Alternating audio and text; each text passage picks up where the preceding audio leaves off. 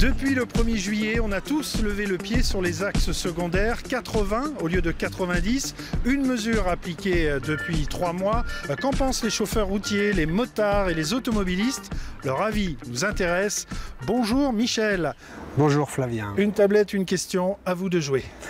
80 km/h, quel bilan faites-vous aujourd'hui? Eh bien un bilan très mitigé, plus que contrasté, mais pour ma part bien loin d'être favorable.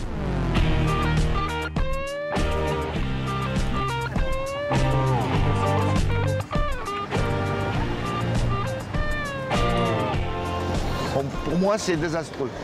Les gens roulent plus et même les poids lourds nous poussent derrière sur la Nationale 20, enfin sur les départementales, c'est une catastrophe.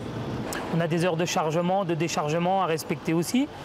Alors ça nous fait partir plus tôt. Il y a beaucoup de contraintes par rapport aux 80 km/h. On vient d'inventer avec ce dispositif un nouveau système de distraction.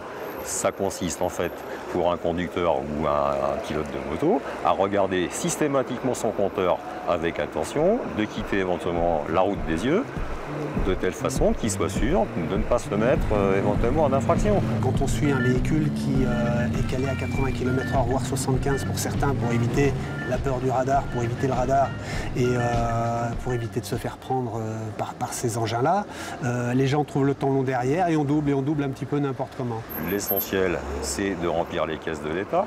Il a déjà été annoncé clairement avant la mise en place de ce dispositif que dans tous les cas, on estimait qu'il rapporterait au bas mot 400 millions d'euros dans les caisses de l'État, alors que la mesure n'était encore pas effective ni mise en place. Le gouvernement estime que le nombre d'accidents a diminué depuis le 1er juillet. Qu'en pensez-vous? Pour moi, c'est pas par rapport aux 80 km/h, c'est trop frais. Est-ce que vous pensez qu'on peut attribuer cette information à la baisse de la vitesse? Non. Non, pas du tout. Bien au contraire, parce que les gens qui roulent à 80 km/h, ils regardent tout sauf la route. Il faut respecter quand même, vous, la limitation. Oui et non. Oui et non, j'ai envie de dire qu'au travail, oui. Après, en voiture, en moto, c'est tellement dangereux de rouler à 80 que je préfère me mettre à 90. En moto, pareil, 90-100.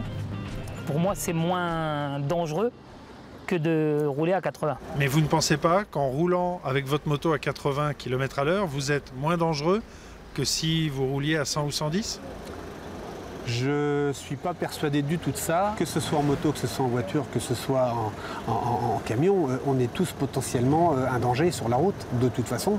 Et il suffit d'avoir un comportement raisonnable pour devenir de moins en moins un danger sur la route.